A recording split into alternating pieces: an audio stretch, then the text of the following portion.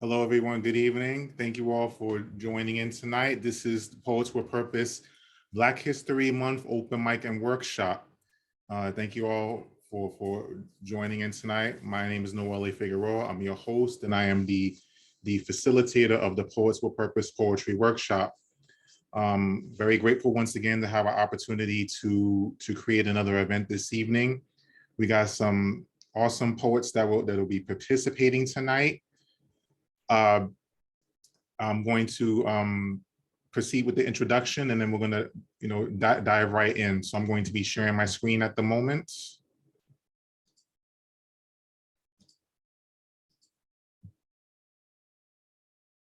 Okay, everyone. So this is actually the second annual edition of this Black History Month open mic. The first one I did was in 2021, and our feature is none other than Dara Kalima, an awesome poet in her own right, and I'm excited and grateful that she's joined me tonight to share some of her awesome work. For those that are not familiar with me, my name is Noelle Figueroa. I am the poet, also known as the Anointed Pen. I am a poet, author, blogger, workshop facilitator, and event host, and I'm the founder of Poets with Purpose. Now, the mission of Poets with Purpose is a few things. First and foremost, it intends to provide community exposure to poetry spoken word, also to develop communication and presentation skills, build confidence as a writer, be a source of inspiration, offer opportunities for networking with other poets, and potential for project collaboration. So regardless of whether you're starting out or you're a seasoned performer in the poetry spoken word scene, or you're somewhere in the middle, it is my desire that this platform will be a creative safe space, for all that choose to participate, regardless of your level of experience. Now, the theme of this particular open mic for Black History Month is what will be your legacy? As poets, we have the power to leave a legacy with our words. How do you want to be known? Excuse me, what do you want to be known for? How do you want to be remembered? Just as the poets of color in the past, we have the ability to shift atmospheres, enlighten minds, and control our narrative with dignity, intelligence, creativity, and determination through our words. What will be your legacy? These are just a few questions that I like for all of us to keep in mind, because we'll be coming back to this later in the program. Now, to start with, we're going to begin with our open mic. We have, I got a couple of awesome poets on the roster. We're going to start with Tanika Wilder, Michelle Antoine, and then myself. Each of us are going to share 2 poems. And then once we're all done, I'm going to then open the floor to any poets that may be on the line tonight that may want to participate.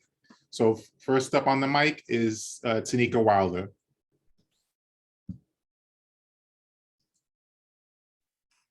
Thank you, Noel. It's such a pleasure to be here tonight. Hello, everyone. I'm so excited. I am just going to get right into it. The first poem I entitled Emancipation. And it goes like this.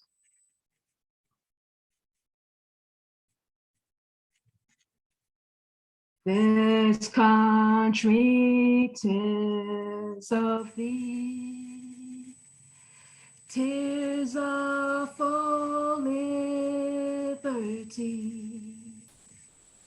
Of this I sing. Stolen land, smudged with blood-soaked hands, backs stripped, ancestors whipped, kings and goddesses turned into cultural derelicts. Of this I sing. Spoon-fed, bandage-packed, open sores covered, emancipation proclamated but never propagated, high off of freedom in theory, but blood still rains down these streets. With masked faces masking broken dreams of silent depression, sunken eyes swollen with the puff of capitalism's lies. Of this I sing. What is freedom to the blind man, to the sick man, to the ones that have no desire to be a man, to the ones that wish to be more than their skin? What is freedom to Black and brown skin? What is freedom to the voluptuous body or to the slender thin? To the alternative thinker or the boxless creators? Or to the woman that decides to abort her kin? What is freedom if my gross pay never hits my bank account without governmental taxation and exaltation of desecration, strangulated by the notion that laws are written on the backs of our blood, but the laws were never meant to serve righteousness to all? The freedom that hibernates within my shea butter skin is the only manumission from death by mental imprisonment. This country 'tis of thee, 'tis of full liberty. Of this I sing. Land where our troubles lie, land of my father's pride. Let every mountain sigh, let freedom sing.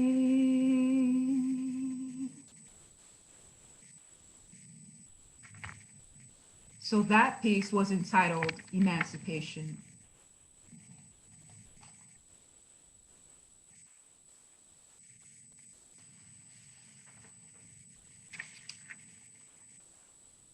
So by day, I am a social worker, and most of my children are Black and Latino.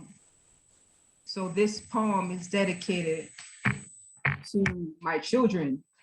And the title of this piece is entitled, My Children.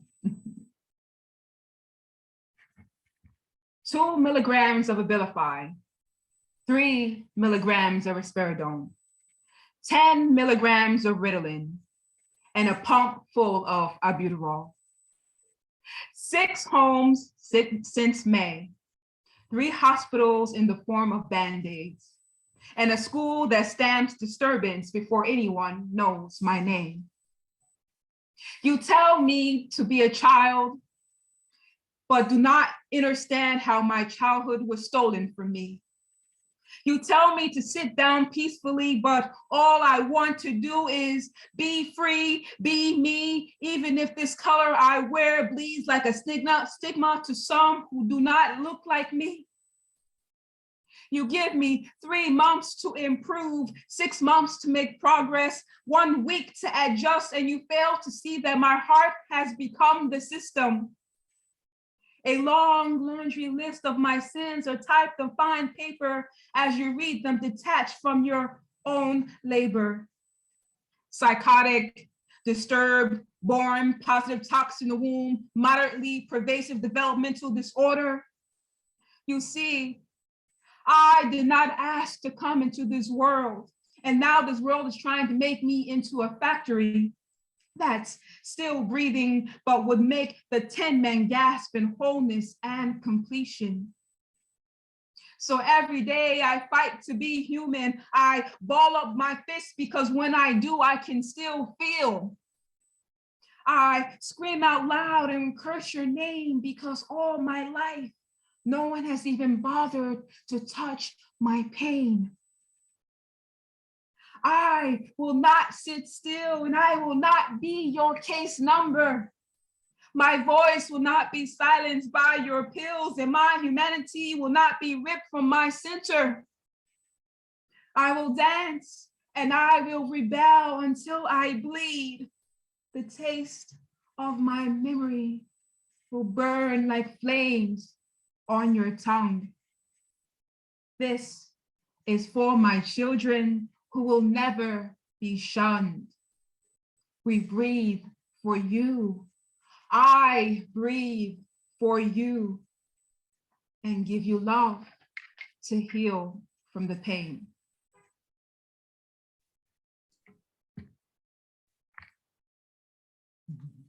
Wow, wow, wow.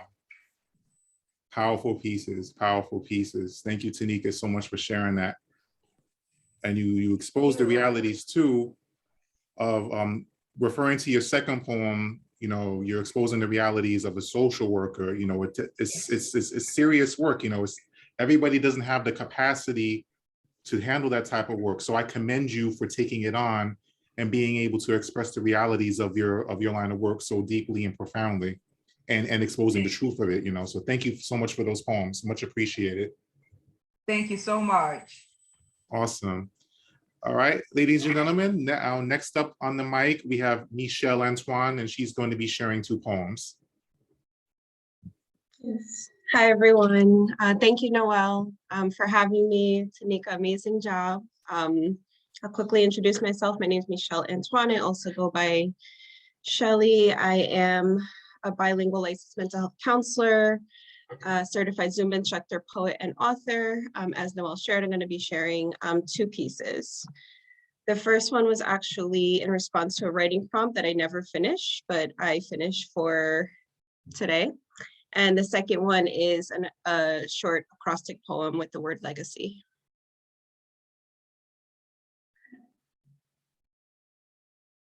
I am the daughter of years of slavery.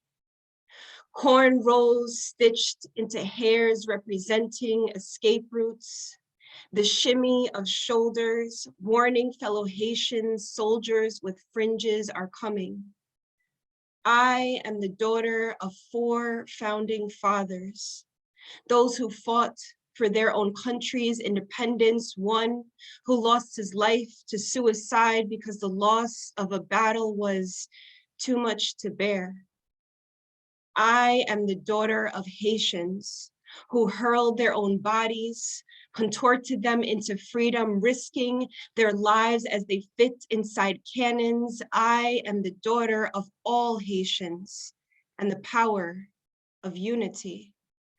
I am the daughter of my father. You hear it in my name, and yet it's so much more. I am the daughter of God. Yes, Michelle translates to who is like God. I am the daughter of presence, mine, a present, a legacy I'll leave behind. I am the daughter of my ancestors, bold, fierce, determined, unwavering, confident, unstoppable, joyous, humble. I am the daughter of life, absorbing, transitioning, free-spirited, but somewhat rigid. I am the daughter of all who came before me. I speak for my father, who was learning English as a child, for my mother, who battled with her own shyness and insecurities, for my great-grandmothers who left their husbands after being beaten. I am spreading the word that you are supported for my future children. Your mother was not always this brave, but I had to get here to watch you take over the stage for my people. May we never lose the fight. Our fight to freedom is only beginning. Thank you. That's the first one. And I will get right into the next one. So again, the next one is a short acrostic poem with the word legacy. So what will be your legacy? Leaving footprints behind, etched into gold, galactic impressions, abundance unfolds, creations that will live on forever, years and years to come. Thank you. Those are my two poems. If you'd like to follow me, I'm on Instagram at ShellyJelly89, which I will also leave in the chat. Thank you for having me, Noel. Thank you, Michelle, for those awesome poems. Much appreciated. Thank you. And my apologies, Tanika, my apologies. Can you share with us where you can be found on social media also? Sure, if anyone would like to follow me, I'm on Instagram at tbrownboogiedown. I also put it in the chat. Awesome, awesome. Thank you. Thank you, Tanika, and thank you, Michelle, for starting off the open mic. Very, very powerful poems. And you know, I'm glad to have the honor of connecting with you guys, and you know, getting to know more about your work and your background and what have you. So glad to have you here with me tonight. So I'm gonna go next. I'm going to share two poems. The first one I actually shared earlier this afternoon with the Brownstone Poets, and I think it's kind of relevant to Black History Month and with all the turmoil that, you know, we still have to contend with as a people. So I think this is fitting. This is a brand new poem, and it's called The Glory of Our Melanin. Can everyone hear me okay? Okay, excellent, thank you. This is The Glory of Our Melanin. Oh, say, can you see how we're still treated as suspects? How we're still expected to accept second-class treatment? How we're still marginalized, criminalized, and brutalized for the menagerie of our God-given melanin? By the dawn's early light of every single new day, Black and brown kings and queens are subjected to the ignorance of peasants who insist on selfish attempts at turning back the clock 50 years, all because of their seemingly infinite superiority complex. How is it possible that after 400 plus years of slavery, Jim Crow, economic, social, educational, and housing injustice, inequality, and imbalance, that we must continue to fight for our right to simply exist? thrive, and just be who God created us to be.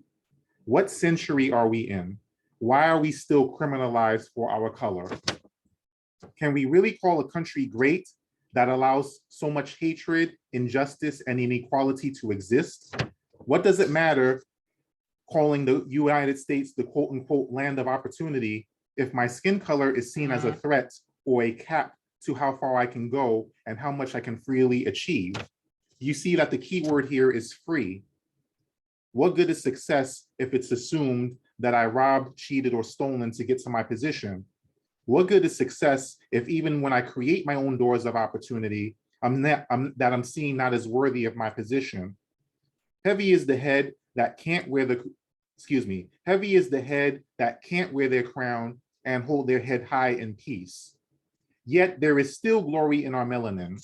There is still glory in our melanin. There's still power in our voice. There's still wealth in the history of our past that fuels our present and drives our tomorrows. Our ancestors sacrificed and overcame so much hardship. We have their legacy to be our strength. We walk the paths that our ancestors walked before us. We have the blueprint that they left behind. So much work has been done, but so much left to do. We must remember their faith in God to keep going. We must remember their work and put our hands to the plow. No justice, no peace. No justice, no peace. Don't work where you're not hired. Injustice everywhere is a threat to justice everywhere. The glory of our melanin cannot be denied. Thank you. So that was The Glory of Our Melanin. Brand new piece. I may put that into a future book. Thank you all very much. So this second piece is coming from my first collection of poetry, One Man's Journey. I don't know if you can see that with the background interfering, but this is in my book, One Man's Journey, and it's called Undying Spirits. Through a cruel and raging storm, a child is born. The bloodline will surely continue, for we are a strong nation of kings and queens, creators, givers, lovers, dreamers, workers, caregivers, and most of all, fighters. The drums play on, they play our life rhythms. The drums play on, they play our life rhythms, our melodic visions, our sweet spirit of hope, our battle cry for freedom. We're born into a world where our color is a scapegoat for corruption and lies, yet the drums play on, they play our life rhythms. The drums play on, they play our life rhythms. Our rhythm is consistent, forceful, and emotional. We dance the dance of life among the stench of death and dead-end directions. With rhythmic selections, we tell the story of struggle, slavery, rape, lost identity, which increases intensity with every passing step through time. And the drums play on, they play our life rhythms. The drums play on, they play our life rhythms. Witnessing lynching and segregation, quote unquote separate but equal, such an abomination, such an abomination, such an abomination, such an abomination. Witnessing lynching and segregation, separate but equal, such an abomination. Treated like second-class citizens in a first-class country. What happened to all men are created equal? All men are created equal. What happened to that? I am the fruit of my creator, which is abused by ignorance, hate, and fear. What are you afraid of? That I may actually be just as capable, if not more, of holding my own? That I am intelligent, respectable, hardworking, and focused? We as a people exploded when we couldn't take it anymore. The Civil Rights Movement, Martin Luther King Jr., Malcolm X, the Black Panthers, Angela Davis, we all came together and demanded for equal rights and quicker response to our issues, equal pay, better housing, better education. We broke down the door and barged right in to take what was rightfully ours. And yet the drums play on, they play our life rhythms. The drums play on, they play our life rhythms. For the struggle continues, even now, with our many advances in film, art, television, music, technology, and many more. We're still fighting for our rightful place in the world. And yet we have our own wealth, which was accumulated through generations. We have our own businesses. We're calling the shots and making a difference despite the forces that try to hold us back. We can't be stopped. The drums play on, they play our life rhythms. The drums play on, they play on to the rhythm of our success. We are beautiful in every shade. We must recognize that and grow in unity and love. Learn to love who you are. We have the blood of kings and queens in us. We are beautiful and unique. and we will get our respect. We are people too. We are equal. Without struggle, there is no progress. Listen carefully, and you'll hear the drums play on, the drums of our undying spirit. Thank you. Thank you all so much. So that was Undying Spirit. Now at this time, before I bring up the feature of the evening, I just want to present an open call to the mic. I see we have Alyssa D'Amico and good brother Robert Gibbons on the line. Thank you all for joining in the open mic tonight. Do either of you like to share any poetry before I bring on the feature? I would like to read one. Okay, okay, Robert. Let me see if I can just, okay. Can everybody hear me? Can everybody hear me? Can everybody hear me? Yes. Yeah, you Okay. good. You good, Robert. Okay, all right. So the title of this piece is for Nelson Mandela, and it's entitled, "I Will Not Come, I'm Girding for Battle," for Nelson. It has an epigraph by Derek Walcott that says, "It is therefore become necessary for the writer to make repeated unending exploration of the same territory, since every journey throws new truths. I want to plant an old soul in new ground. I want to plant an old soul in new ground. This time, this death of death, the mass of everlasting, the year has become a pure spirit, a disappearance of the great matriarchs and patriarchs, saints and ancestors.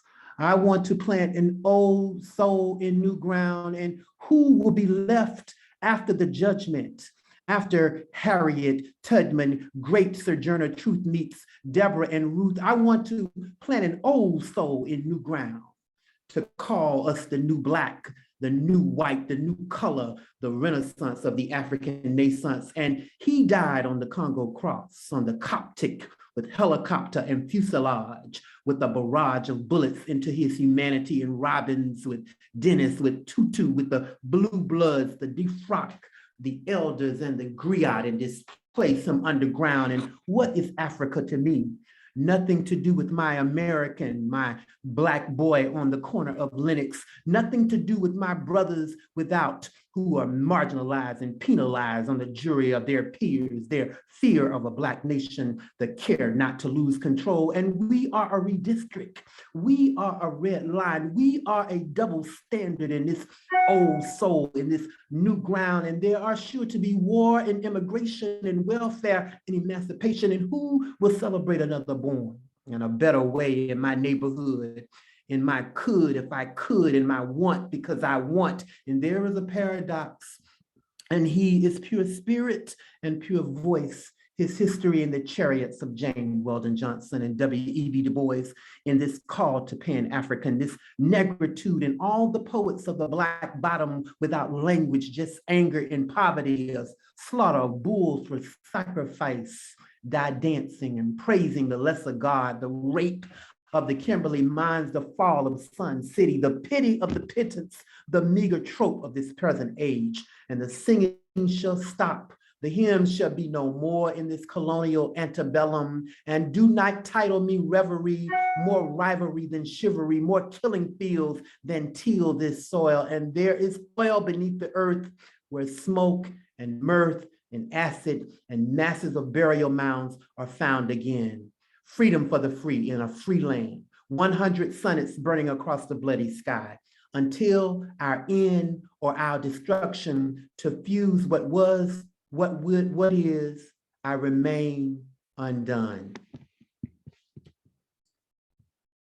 Awesome, awesome, awesome poem, bro. Thank you so much for sharing. Can you share where you can be found on social media? Sure, I'll put it in the chat. Okay, awesome, awesome. Thank you so much. Hey, Alyssa, you're up. Did you have a poem you wanted to share?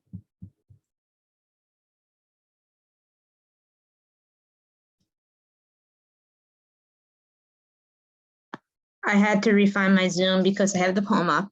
Then again, Tanika, I told you heard the poem. Actually, I decided upon something else.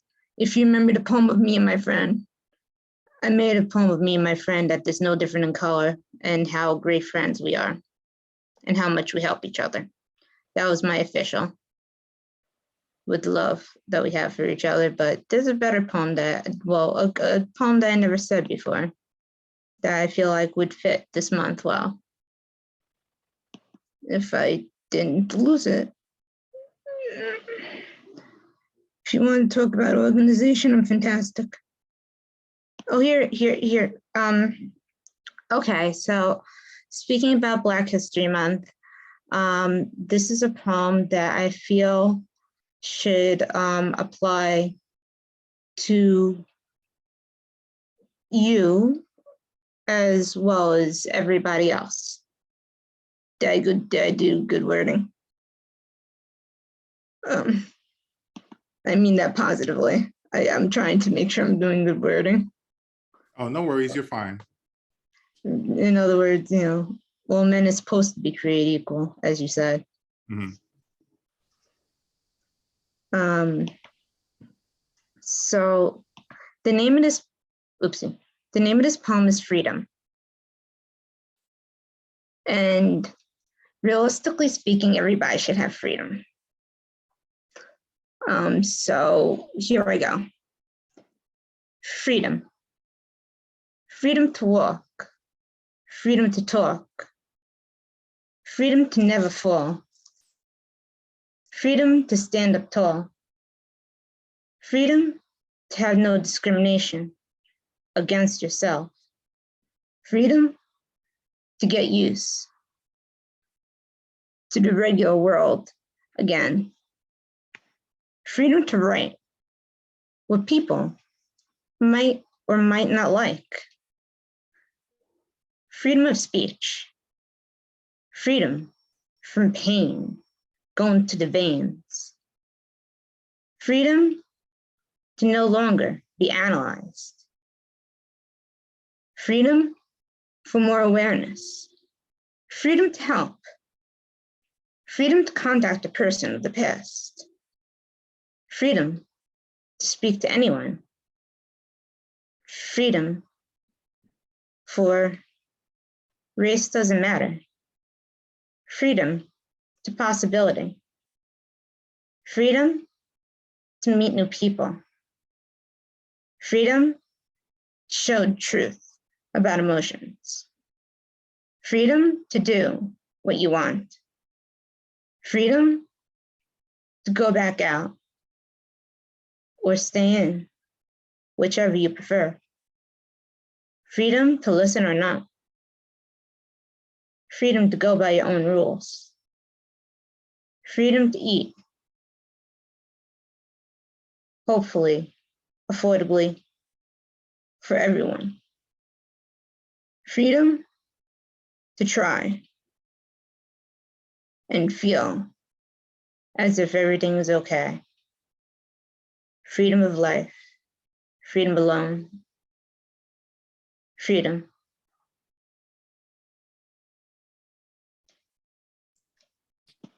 Wow, excellent poem, Alyssa. Excellent poem. Thank you so much for sharing. Can you share where you can be found on social media? Instagram is Comet Girl 912. And my Facebook is Allie D Poems. Okay, awesome, awesome, excellent. Feel free to put that in the chat as well. And thank you for coming through and sharing that poem. Excellent piece. Thank you so much. All right, y'all. So now it's the moment you've been waiting for. We are going to move in to introduce tonight's feature. I'm going to share my screen so I could give the proper introduction.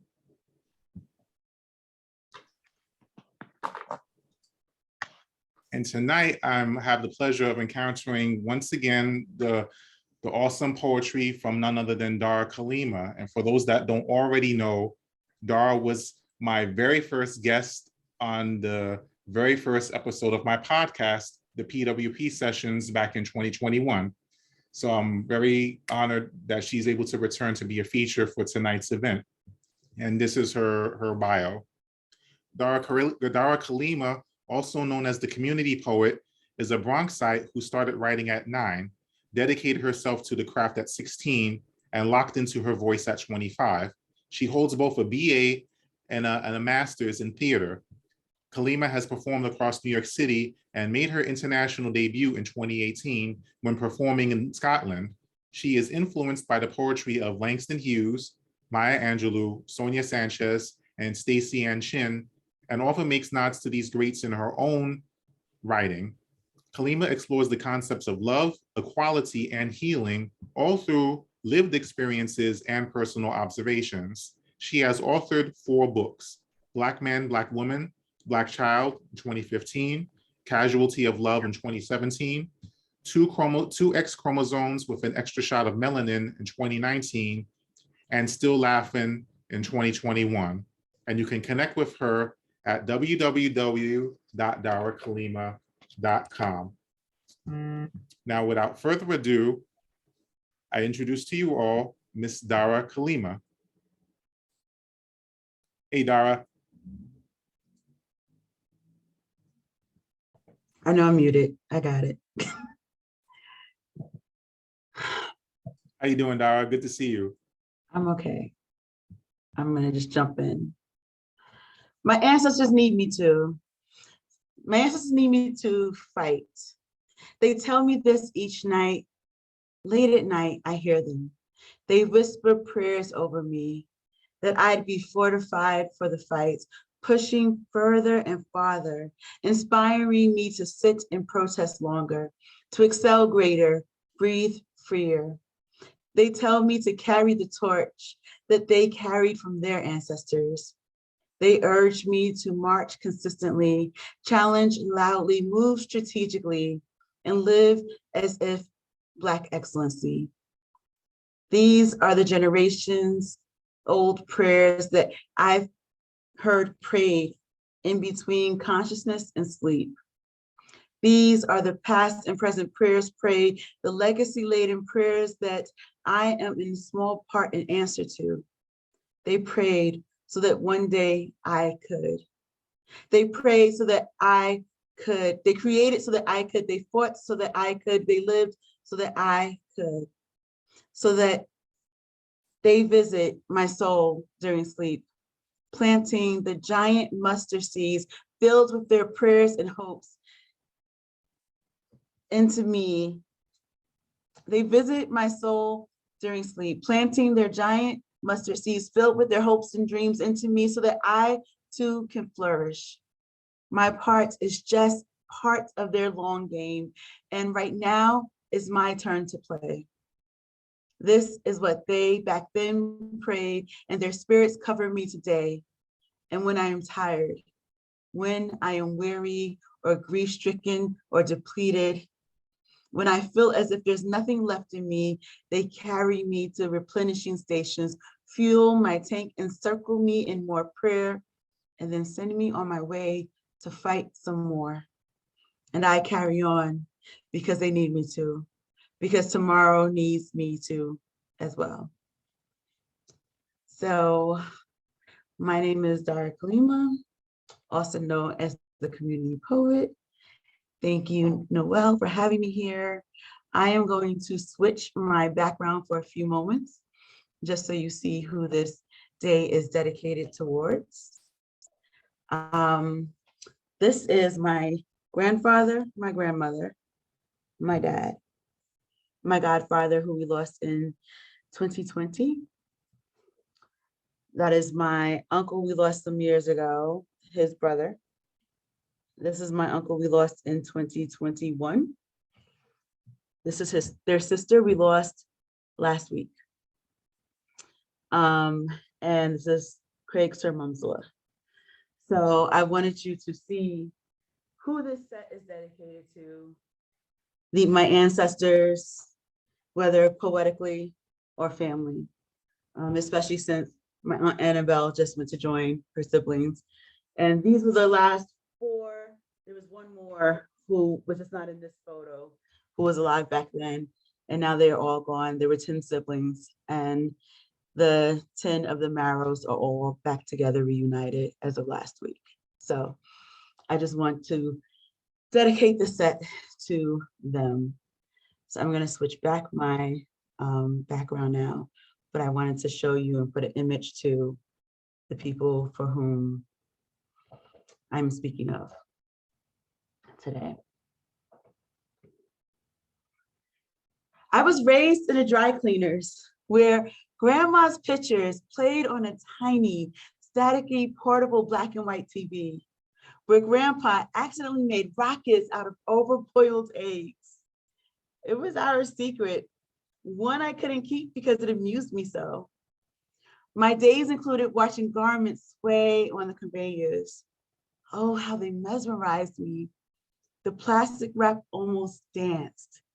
As the clothes floated in circles above us, I spun in circles with glee. My days smelled like the sizzles from when iron met dry cleaning chemicals. And the days were hot.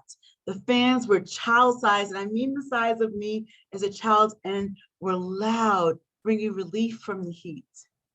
And to my tiny frame, the space behind the counter was enormous, as was their love for me. Many lessons were learned there, as their elderly neighbors sat in the cleaners to chat about this and that and the other, and that person over there. A love of my seniors and their wisdom seeped into my sponge-like brain, and so did the importance of community and family and entrepreneurialism. My grandparents owned things, ran things, they taught us things. They loved us, loved God, loved reading, and loved leading in business, in church, and home. They were pillars and a shelter and made me feel good and safe in my skin as it was, and as I was enveloped in their russet love. Grandpa held doors for grandma, mommy, and me. And that's why I expect the same today. But it wasn't all old school fairy tales. Sometimes it was knives hidden in the newspaper, just in case. It was so many rats that their sound was mistaken for Santa. It was burglaries and death threats and their children almost being kidnapped. It was being labeled the rich one for understanding that next steps came with sweat down backs. See, my grandparents never made it to college, but they made businesses and gifted them to their siblings while leaving little seedlings and us little seedlings, the cleaners, being the last. The only one I really remember, though my taste buds still remember, the corn or bran flat top muffins seared on the grill and buttered to perfection thanks to their luncheonette. And they never really thrived. It wasn't really allowed. You see, they survived the Great Migration and spat in the face of Jim Crow and jumped over red lines, but understand, even though Grandpa was a medal GI, them bills were never distributed evenly. So he scraped and saved and built a house and home on the dreams that their children could be integrated, even if it grated the nerves of the majority, even if it meant getting caught in the crosshairs and taking dives to arrive at shifting finishing lines. My grandpa was a tank. Grandma was our ministering saint, and they instilled so much in me.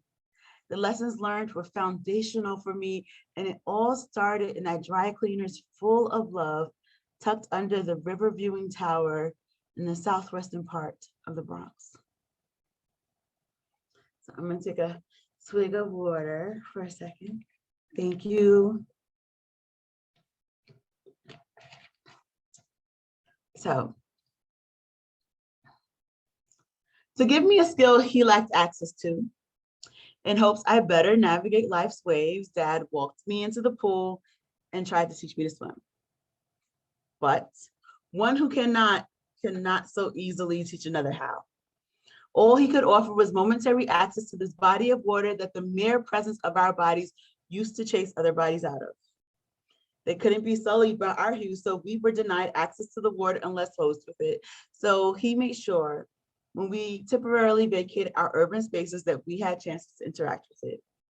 And though eventually discovering the key to floating, I still barely stay afloat. I feel like I'm quietly drowning because drowning never includes that splashing you see on TV. It's quiet and deceptively still. And that's how I feel.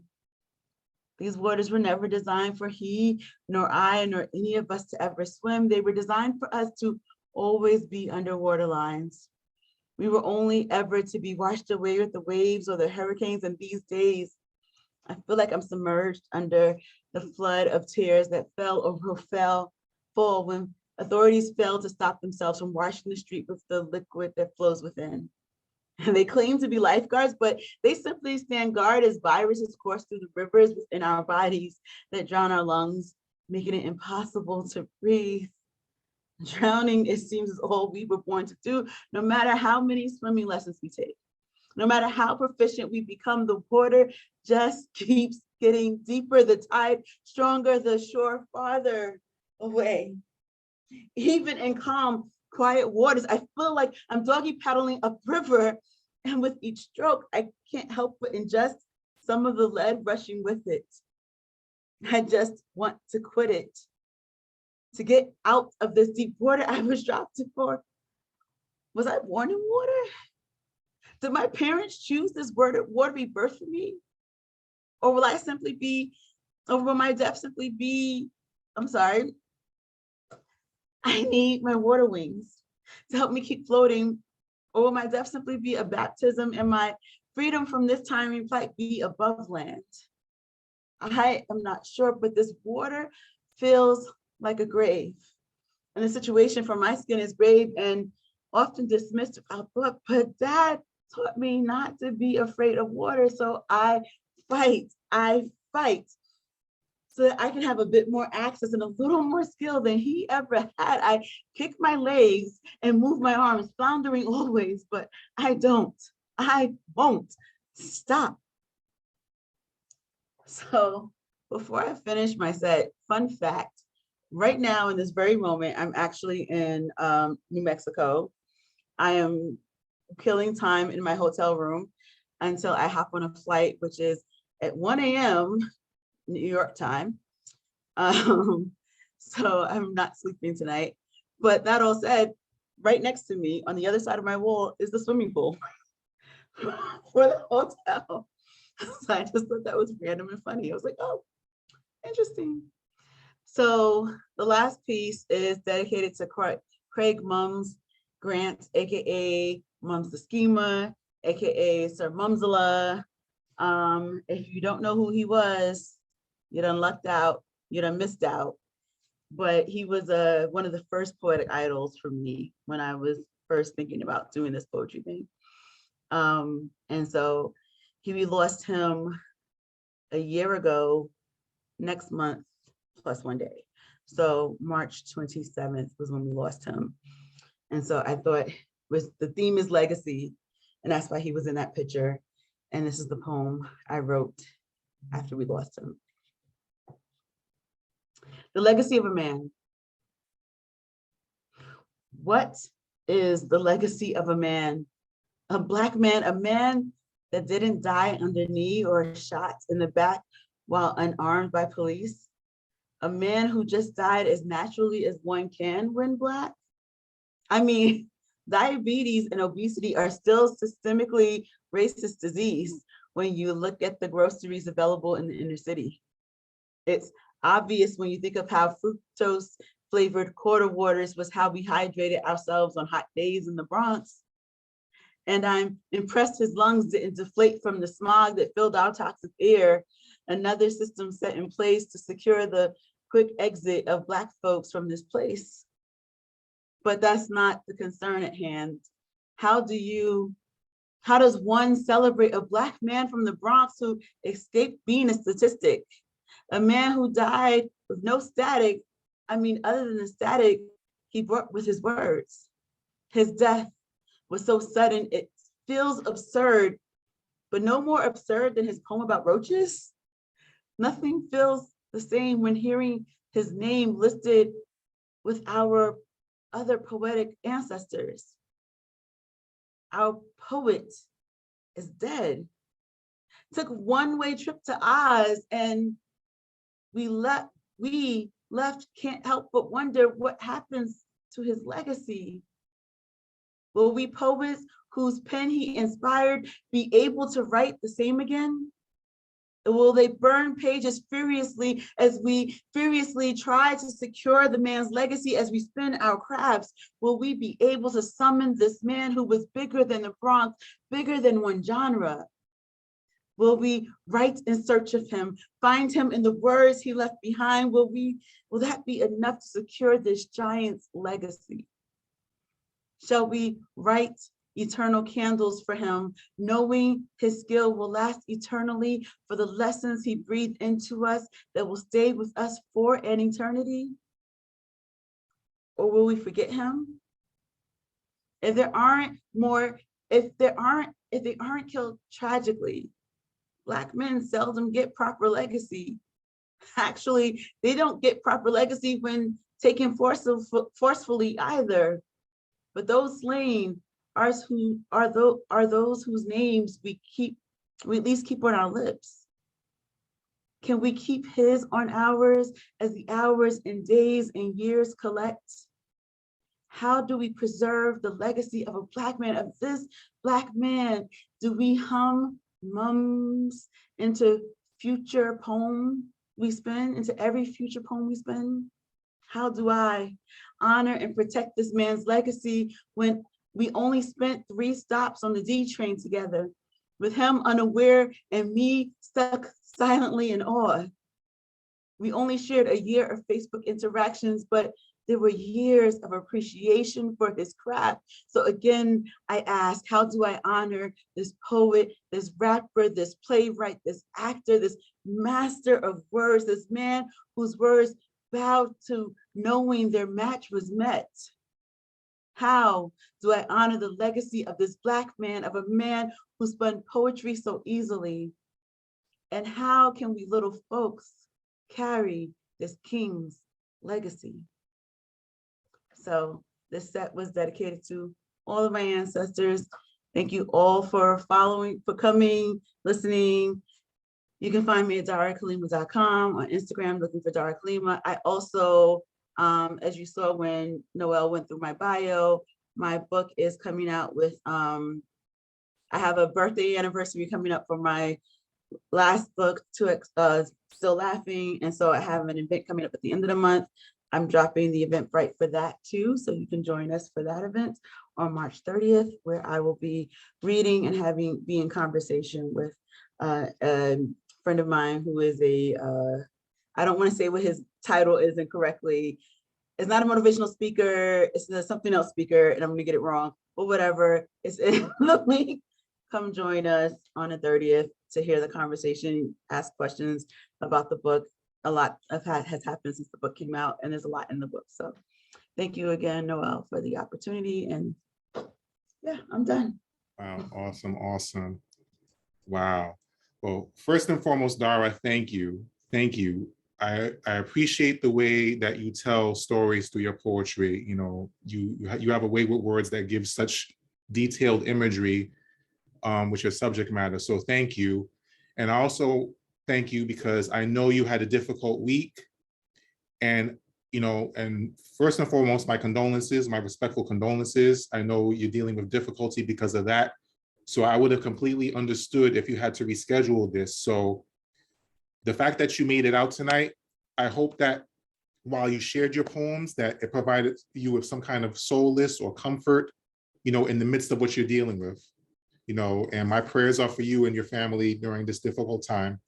But I do appreciate you. I appreciate you coming through. I'm happy to have done it. I mean, I'm tired, again, different time zone. And I'm not sleeping until 12:30 tomorrow, probably tomorrow afternoon, Wow. New York time. But I am grateful for the opportunity, and I'm grateful for the support you provided privately and here. And I'm glad to have seen all of you here as well. So thank you again. Awesome. Thank you so much, y'all. That was Dara Kalima, y'all. Thank you so much. That was awesome poetry shared, no question. Now, I got a couple of more goodies to share before we close out for the night. So I'm going to share my screen again because for this next segment, I thought I would spotlight a couple of notable figures in poetry that you may be familiar with or not, but at any rate, it's just a couple. And I'm starting off with Alice Walker. Alice Malsenior Tallulah Kate Walker, born February 9th, 1944, is an American novelist, short story writer, poet, and social activist. In 1982, she became the first African-American woman to win the Pulitzer Prize for fiction, which she was awarded for her novel, The Color Purple.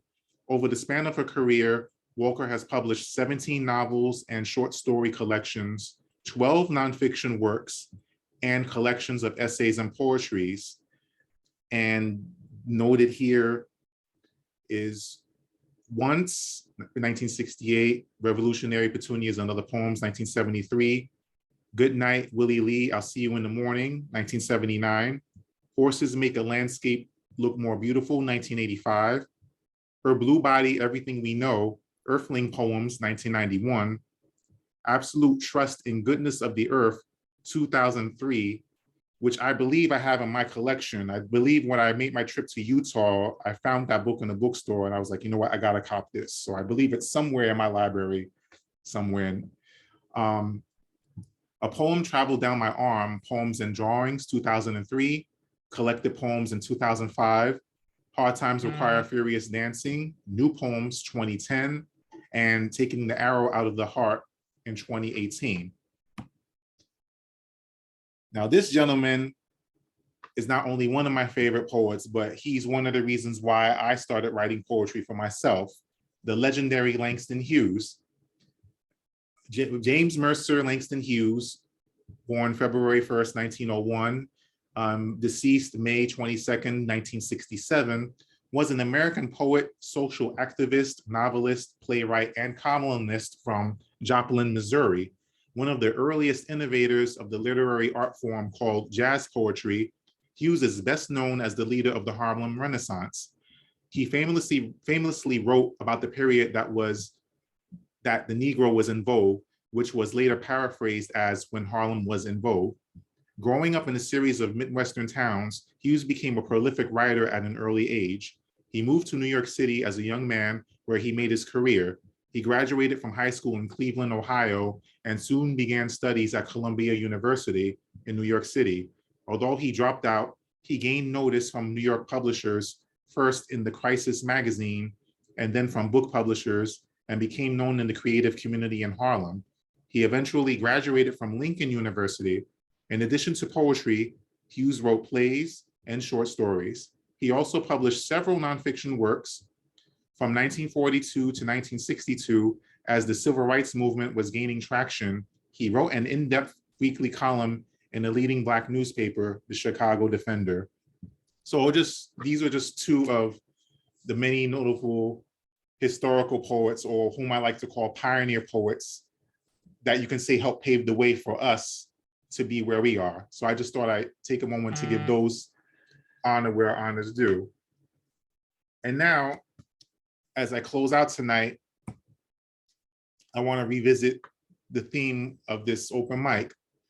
What will be your legacy? So I just wanted to pose a few questions, for us to, chew on and discuss, before we close out for the evening. What is your mission as a poet? What do you want to be known for? How do you want to be remembered?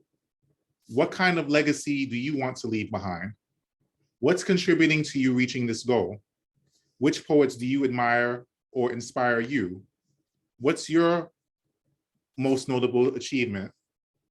Now, you don't have to answer these questions in any particular order, but if anyone would care to jump in and share their thoughts on these questions, feel free to take the mic and share your thoughts. Can you keep them up a little longer so we can see sure. them? Sure. Yeah. Can everyone see them okay? Yes, thank you. Yes. Cool, awesome.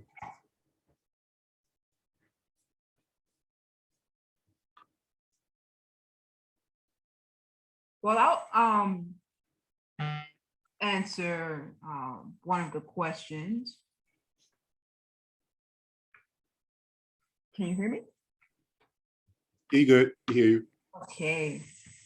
So in regard to my mission as a poet, my aim is to always have my words touch people's souls and spirits, to continuously breathe in new life, to uplift, and to leave a lasting impression through creating images that I hope will assist in having people think in a different way, to see the world in a different way, through a different lens, to create a more healing environment and space in which we can all live and thrive peacefully, or to move there individually and collectively, one ripple at a time. Awesome. Thanks, Tanika. Yeah, so I think my mission as a poet and contributing to my goal are sort of the same, and even the legacy. And I think it's clearer after traveling this week. So this week I was at a silent writing retreat with Natalie Goldberg, and she is at this moment focusing on her legacy. So she's not taking a lot of new students anymore, because she's really focusing on passing on her legacy to those who have already been studying with her. And the big thing about the legacy passing on is about really implanting, solidifying what that legacy is in a students. And I think it clarified for me that and I didn't name myself a community poet, someone named me as that, right? Like, I think it's sort of a lot of hubris to name yourself that, you know, but someone called me that. And it took me a long time to hold that title. But I think my view of what the community poet means is, one, in spaces in which the community is not necessarily represented, is representing the community, whatever the community is, but representing the communities in which I speak for or identify with. So it's being the representative in certain spaces. Simultaneously is investing in the community and helping, and that's what I do with Poetic Shoe, but I do it privately before Poetic Shoe ever came into my life. I do it through Black Authors Collaborative, and I do it privately still in other ways, but really helping people amplify their own voice and really, and this is something that ties really into Natalie, but ties into something I've been saying for a while too, is that when people say they have writer's block, to me, it's you have bad practice. You have a bad writing practice. And because then if you were writing all the time, then the block can't really happen, because you'll understand that whatever you write, even if it's garbage, it's just getting the garbage out the way so you can get to the next jewel. And so, but if you only focus on the garbage, and you can't get to the next jewel because you don't understand the practice. And so I spent a lot of time trying to get people to understand that it's the practice. And that's Natalie's thing, is the practice. And so my goal is to really help those within the community to always be able to tap into their own creative voice as well, so that they can speak for themselves, so that I don't have to do the job either.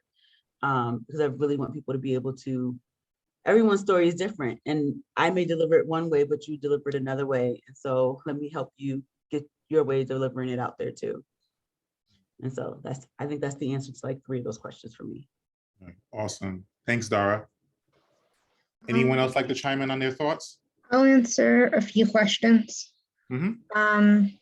First, I'll say the poets that inspire me the most is, I need to, Maya Angelou.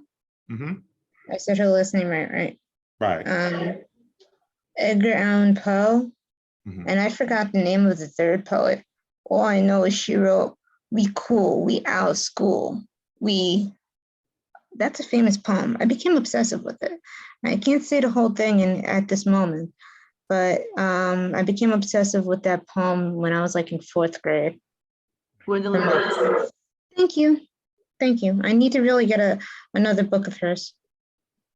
What I feel like my mission is for multiple types of awareness, maybe not only into disorders, but love, how there are multiple types of people, you know, equality, and justice is another thing. I've written poems.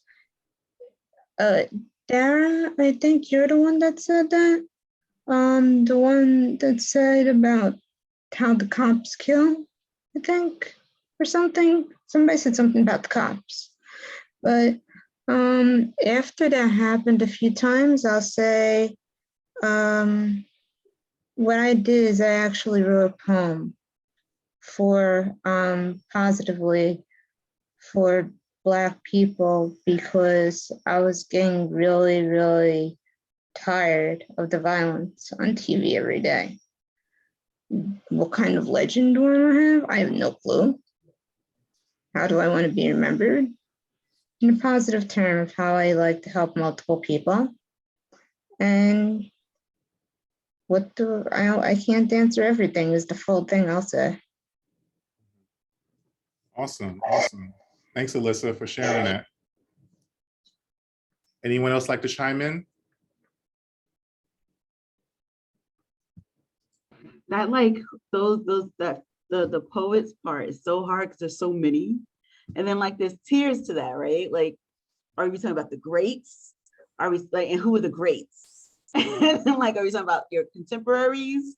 Are you talking about like, there's so many, when you start digging into that place, then you got like and for lack of a better word, you get the old dead white people who still need their praise and props, but then you get like the great the Harlem Renaissance boon of writing that happened that everyone leans towards. And then you get like the people who are killing it right now. Right. That we're still learning from. There's so many people. Ugh, it hurts my head to even think about that. Yeah, but it's true though. But I mean, you know, when it comes to that, I think it would just come down to who moves you, you know, because who moves you may not necessarily move me. You know what I mean? So I think in terms of when you're pursuing your own poetic path, it's all about who's motivating you or inspiring you to develop your own voice, you know. But it is hard to pinpoint certain poets because there's just so many that grab your attention. So, you know, I totally feel that. But I just say, you know, whatever amount, whether it's many or a few that grab the hold of you, you know, that gives you motivation to do your thing, then you know what, so be it. You know, I say for myself, you know, not answering these in any particular order, but I just feel that my mission is to just do what God called me to do. You know, I believe, you know, I didn't go to school to write poetry. I didn't take any special classes, never took any special workshops. Everything I write is God-given. And I feel like I feel like I have a responsibility to walk in my purpose, to speak on things of relevance and of significance. So that's why I try to write with a balance. You know, yes, I write about spiritual matters, but, you know, I write about current events. You know, I write about racism. I write about inequality. You know, I write about love, relationships. You know, I try to write about different facets of the human experience. That way, anybody who reads my work or hears my work, you know, they'll be able to pull something from it, you know, regardless of your background, regardless of your race, religion, whatever, all of that doesn't matter. You know, I aspire to unite people through the power of my voice, through the power of my words, because when it comes to life experiences, we can all relate to something in one way or another. You know, there's no boundaries or limitations, you know, to what I have to share with my work. And I just want to be known for somebody that's transparent, for somebody that's honest, for somebody that's real, for somebody that's, you know, shows empathy and compassion, you know, with my subject matter or with what I'm addressing. You know, I want to be relatable to people. You know, I don't want to present myself as having this great big soapbox and I'm untouchable. You know, that's not what I'm about. You know, I'm always approachable and I'm always, you know, looking to connect with others. And that's one of the reasons why I started Poets with Purpose, because I wanted to create a forum with the goals of bringing people together.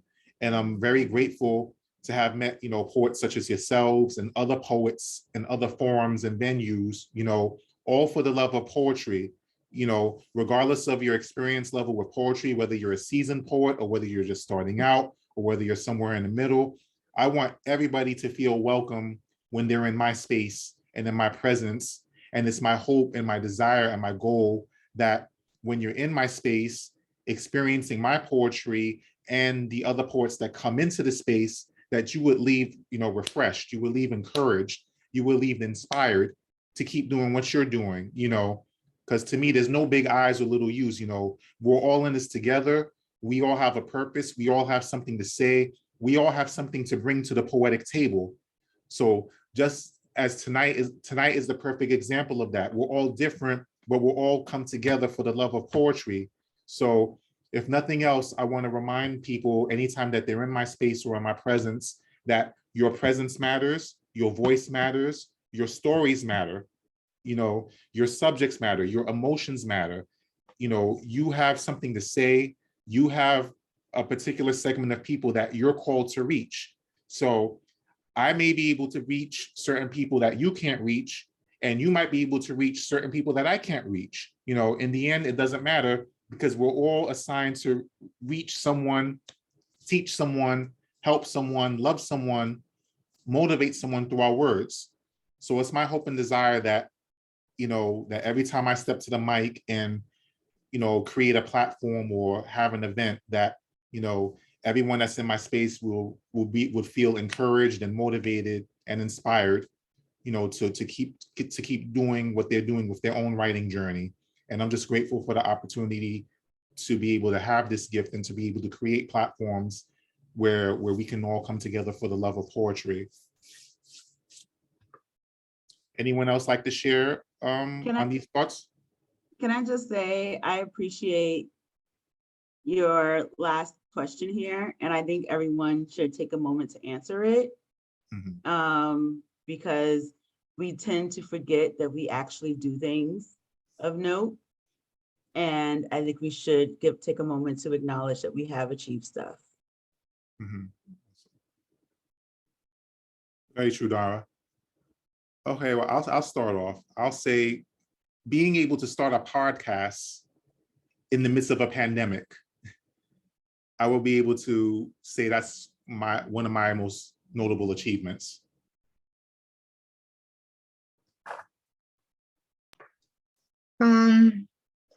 How I feel about all of us is that all of us are talented with the poetry, and it's a great thing to happen.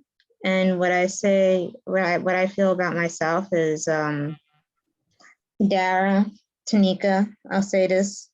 One of the biggest accomplished I feel like I did is actually getting a book done, finally.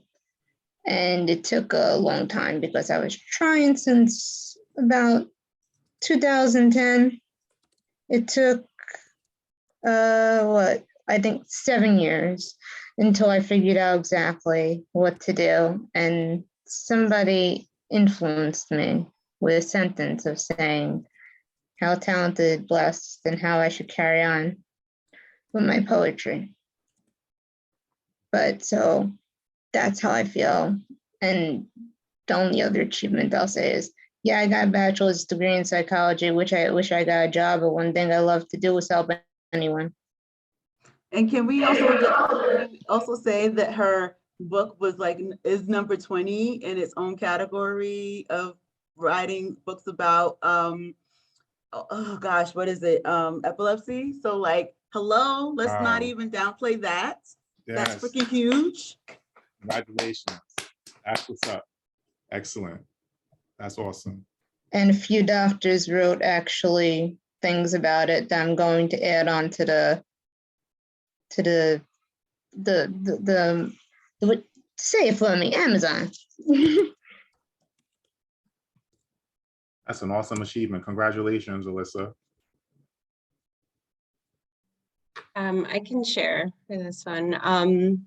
Mine is similar. I would say that my most notable achievement was my first book, and just kind of reflecting on it, where it was self-published. There were things I think some of us can agree with first books, like we like review it and then want to kind of edit or take things out. But I had someone recently read my first book, and she really goes in depth when she reads. So she takes notes, and she reached out to me, and we had a Zoom meeting, and she just spoke to me about how much, she loved my book and how much she related. And she asked me like a lot of questions, personal questions, that related to my book. So it was just very refreshing, because sometimes I think we forget that, but then when you have someone that really, kind of soaks in the words that you share, it means a lot.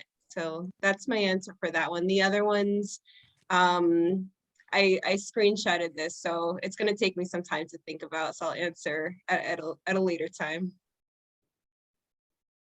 Not a problem. Thank you all. Thank you all for what you shared. And not to worry, if you like, I can email you this PowerPoint, so you Robert can have this. Robert hasn't answered. Tanika hasn't Robert. answered. We're gonna make them. Hilda hasn't said anything. I want to hear these answers. I want people to be successful. But that's that. Well, hold on. Hilda's my mom, so she might just say hello, if anything. She's not a But you poet. may be her greatest achievement, and she should say that too. Well, we'll let Robert go, and then we'll see if my mama want to speak.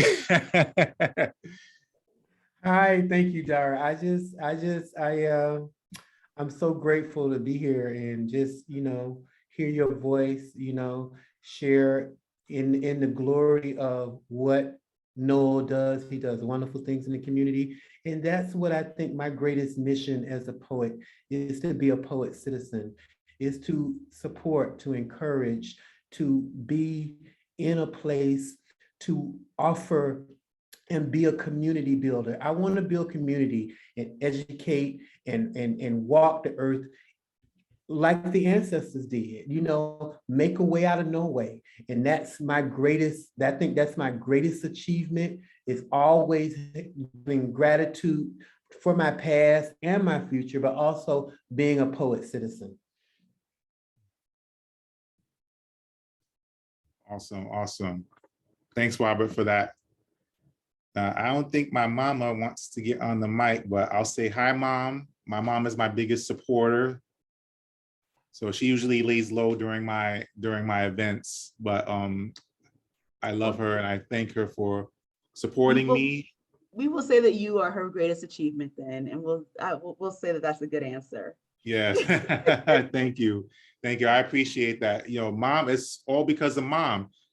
She started reading to me when I was 2 years old. And since then, I was always about books and reading and, and whatnot. So I would say she was the one that really got me into the literary vein. She was my launching pad to get into books. And then once I got into high school, that's when it, shifted to getting specifically into poetry. So Mom, I love you. Thank you for your support and everything. She's my biggest supporter, and I'm grateful.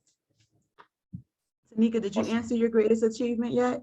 I don't think you did. I've been watching. With Tanika? Oh my goodness. So this one is such a difficult question for me to answer, but I'll just say I'm glad I made a decision to actually share my work with others, because I do remember when I first started writing as a kid, my poetry was uniquely mine, and I really didn't have the mindset to share it with everyone, with the world. So when I made the decision to do that, I never knew how much my words would impact others. And to this day, it just brings me joy to know that my words have impacted others who live in different countries and who have been incarcerated, or someone who has been through a rough patch in their lives. And just to know that, it just means a lot to me.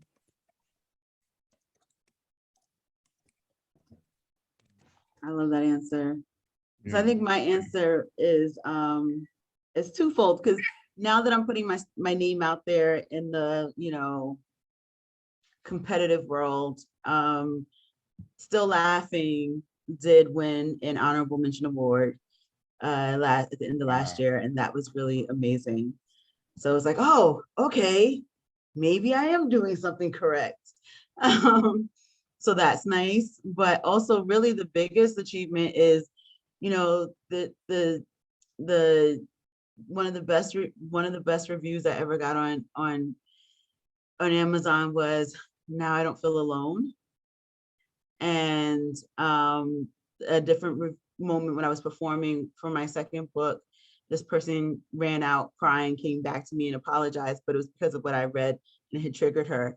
But we had like this hugging out moment where I signed her book next saying, "We are bigger than what had happened to us." And so it's that same sentiment as Tanika was saying, right? Like the people that we're impacting, the bond that we're having with people, the people don't feel alone because of our words. They know that they have not been, like, even at this retreat, somebody wrote about something really personal to her. And during dinner, I said to her, like, "Thank you. I don't know what it's like to feel what you have, but I have a similar situation." And so we were able to bond over that, or I wrote something else and someone else came to me and was like, "Thank you for sharing that." Like the bonding that can happen when we share our stories and we share our poetry, and that someone else can either learn from us or that they can feel identified and see themselves and not feel alone. So I think that's the most notable achievement. Anytime that happens, even if it's just one more person, that is when you're like, I'm doing the right thing. So thank you for asking that question. But thank you, Noel, for allowing me to sort of like push people to answer it, because I just think we don't ever take time to really see the impact we're having or acknowledge that we're doing good stuff. And so it's so easy to ignore that people are moving up the charts, Alyssa, or, or that we actually did self-publish that book and people want to sit down and have conversations with us, Shelley, or we had amazing children, or that we really are being that community supporter. Like we don't often acknowledge that we are doing these amazing things. And I think part of the thing with Black history and just who we are is really celebrating. It's not always focusing on the bad things that have happened to us. It's really celebrating that we're here doing amazing things. And that's why I ended with the poem about Mums, because Mums is not a tragic story other than he died as complications of diabetes. But this man, when we had one, he had several memorials, but when he died, there were people from like Sweden. I want to say Sweden. He was having a film being made in Sweden. And so there was a whole group of people from Sweden who had this like section of video that all of us in English, who spoke English, could not understand anything that was happening in this video. But there was a whole contingency of video of these people dedicating something to him, because that's how big this little man from the Bronx, his work extended, like that's a celebration. That is huge. Maybe all have people across the planet mourning when we're gone. Maybe all be the Betty Whites of the world, where people going, that you weren't here long enough. 99 years was not long enough for a lot of us, But even the little things we do, even if we only get one more day, the fact that we can say that people reading our books or hearing our words, and that our presence has been felt and it's changing our lives, I think it was important that we note that. So thank you for writing that question, Noel, and thank you for indulging me as I pushed all of you to actually pause and identify that you all are doing great things in this world. Awesome. No, I appreciate that, though. I think One thing I actually say is, it doesn't matter what you look like, but something I always tell people if they're down, or it's just a quote that I love, there's no such thing as a normal human being. You're feeling down, that's the thing I know I think of. And,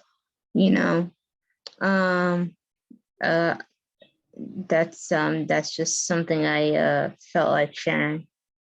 Professor Tester, he did a number on us in multiple ways. I definitely appreciate everybody sharing these thoughts, because, and you're absolutely right, Dara, we have to take time every now and then to recognize what we have achieved, because we never know what kind of impact we're having. You know, no matter how big or small the accomplishment, make sure you take time out to celebrate yourself, you know. And sometimes you do have to take inventory and stop and take a look back, because sometimes you don't realize how far you really have come from where you started, you know. So every step that you take, you know, is worth celebrating. And, you know, and I encourage you all to just keep going, because you never know whose lives you're impacting, you know. And it may be your words that provides encouragement or inspiration to that one person that at the exact time that they need to hear those words. So just keep that in mind, and thank you all. This was excellent. I appreciate everybody Can sharing. I say one more sentence, because I forgot it with the last thing I wanted to say? Sure. When I got older, I noticed my birthday month was Black History Month, and you know, that's two things to celebrate. True that. Most definitely. Most definitely. That's why I ended up adding additional words to what the professor said. I forgot that. No worries. No So worries. excuse me on that part. No, that's okay. I appreciate you sharing. I appreciate everybody taking time to share this tonight. So as we close out, first and foremost, I want to thank Dara for being my feature. And I want to thank all of you for participating in the open mic, as well as, you know, chiming in on those questions for discussion. You know, this was an awesome night. A lot of great poetry shared, great discussion. You can connect with Poets with Purpose on Facebook, Facebook group Poets with Purpose, on Twitter @PoetsWPurpose, YouTube channel of the same name, and I just recently joined Clubhouse. Now the next open mic is coming up on Saturday, April 30th, 2022 at 8 p.m. This is going to be Spotlights on the Scribe. It's going to be, you know, my celebration for Poetry Month. The open mic list is open for that. So if you're interested in participating in that open mic, you can just shoot me an email at poetswithpurpose@gmail.com. All the logos and flyers that are created for my events are done by the great team at Eclipse Graphics New York. You can go to their Instagram page @Eclipse Graphics New York and to see samples of their work. For those of you interested in making a donation, you can do so to either PayPal, Cash App, and Zelle. And that, ladies and gentlemen, is a wrap. This video will be posted within about the next hour or so, so be on the lookout for that. It'll be posted to the group page and my personal page. And the PowerPoint will also be emailed to all of you. Ali, I don't think I have your email address, so be sure to email me or reach out to me on the group page and with your information, and I'll send it to you and I'll send you a copy of it as well. So I do thank you all so much for tuning in. Have a good night, everyone, and God bless. Thank you. Thank you, Noel. God bless. Good night.